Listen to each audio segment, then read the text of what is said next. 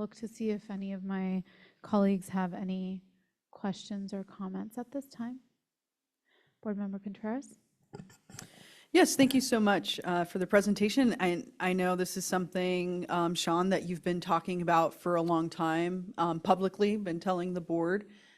Thank you for, really bringing this together. I do just have some general questions. We do have the hydrogen fuel cell, buses. But what we saw was that there was, I think, like an over 160% increase in the fuel costs. So can someone break down what we're looking at for potential fuel costs with this set of trains? Yeah, I would say that's definitely something that we don't have an exact number on yet. That the hydrogen cost continues to fluctuate. Like the best sort of comparative I can give you is on the bus side.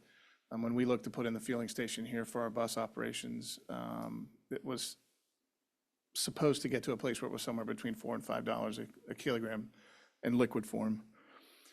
Currently, that's somewhere in the $12 to $15 range right now, and in gas form, it's closer to $70, $75.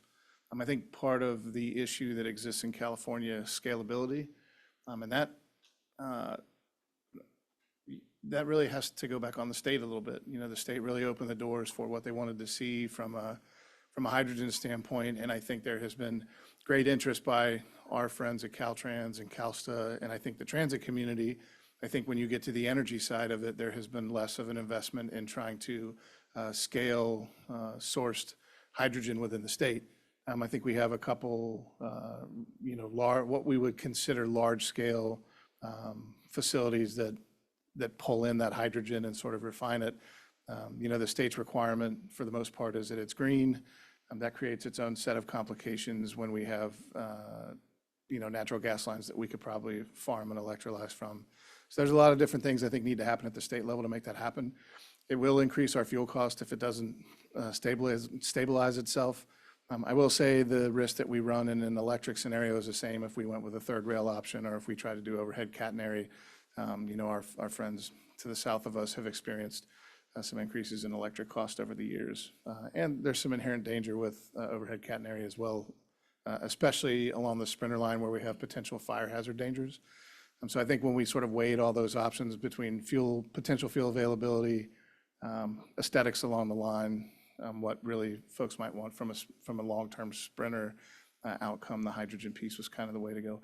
My thought is that by the time we get to a place in 2030 where we're really putting all that together, there should be more hydrogen available.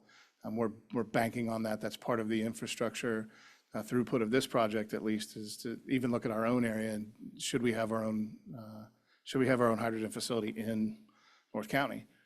So that's all part of this entire project, and the state's been very helpful to point us in the right direction and try to help us out with a lot of those things. Yes, please.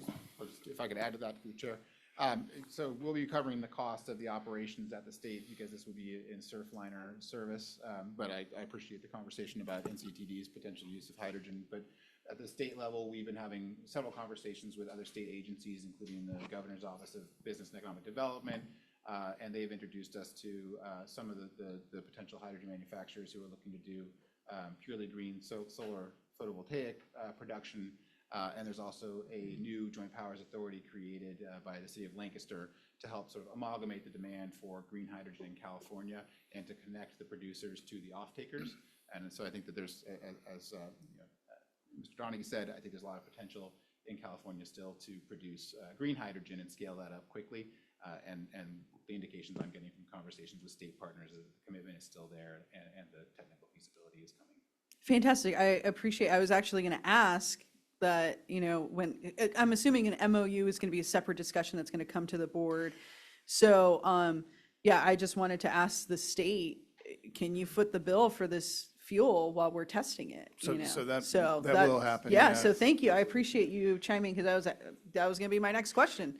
Yeah, I will say on the long term, we're pretty fortunate that along the 78 corridor, we have cities that are interested in transitioning over to hydrogen fuel sets for the city vehicles, and even I think EDCO had a small conversation about it at one point. And so we're having a conversation about what that looks like on the east end of the corridor to combine resources between a few cities that are interested and some private businesses that want to move into hydrogen technology as well. So a lot of good leverage there. I think by the time we get to that point, we'll be in a much better place to sort of really hone down what that fuel cost